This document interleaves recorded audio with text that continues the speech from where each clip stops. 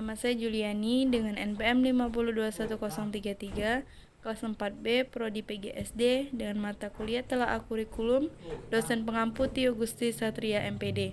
Baiklah, di sini saya akan memaparkan materi tentang model pengembangan kurikulum, model integrasi kurikulum, dan struktur kurikulum di SD. Yang pertama, A. Model pengembangan kurikulum. Model pengembangan kurikulum adalah model yang digunakan untuk memperbaiki atau menyempurnakan kurikulum yang dibuat untuk dikembangkan sendiri baik dari pemerintah pusat, pemerintah daerah, atau sekolah.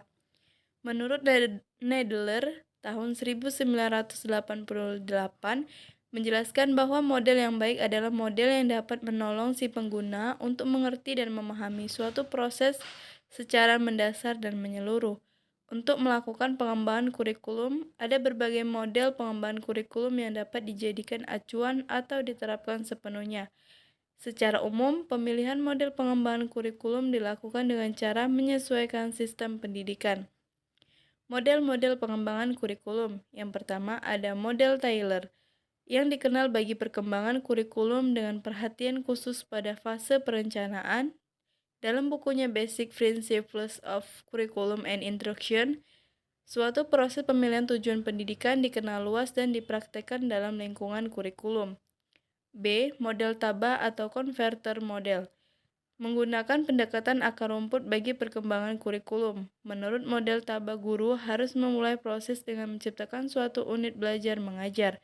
C. Model Weyheller, pendekatan yang digunakan Weyheller dalam pengembangan kurikulum pada dasarnya memiliki bentuk yang rasional. D. Model Nicolis. Nicolis menitik beratkan pada pendekatan pengembangan kurikulum yang rasional, khususnya kebutuhan untuk kurikulum yang munculnya dari adanya perubahan situasi. B. Atau yang kedua, model integrasi kurikulum.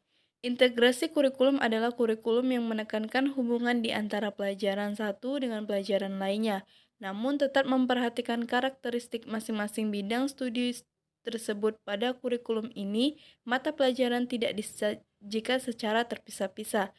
Ciri-ciri integrasi kurikulum. Yang pertama, merupakan satu kesatuan yang bulat. 2. Menerobos batas-batas mata pelajaran. Ketiga, meluangkan waktu yang panjang. Keempat, life-centered atau menggabungkan pelajaran di sekolah dengan kehidupan sehari-hari dengan pengalaman anak-anak. Yang kelima, menggunakan dorongan-dorongan yang sewajarnya pada anak. Yang keenam, memajukan sosial pada anak. Yang ketujuh, direncanakan bersama oleh guru dan murid. Dan yang ketiga, ada struktur kurikulum SD. Struktur kurikulum SD atau MI terdiri atas mata pelajaran umum kelompok A dan mata pelajaran umum kelompok B. Mata pelajaran umum kelompok A merupakan program kurikuler yang bertujuan untuk mengembangkan potensi sikap, kompetensi pengetahuan, dan kompetensi keterampilan peserta didik sebagai dasar penguatan kemampuan dalam kehidupan bermasyarakat, berbangsa, dan bernegara. Mata pelajaran umum kelompok B merupakan program kurikuler yang bertujuan untuk mengembangkan kompetensi sikap, kompetensi pengetahuan, dan kompetensi keterampilan peserta didik terkait lingkungan dalam bidang sosial, budaya, dan seni. Khusus untuk MI dapat ditambah dengan mata pelajaran keagamaan yang diatur oleh Kementerian Agama.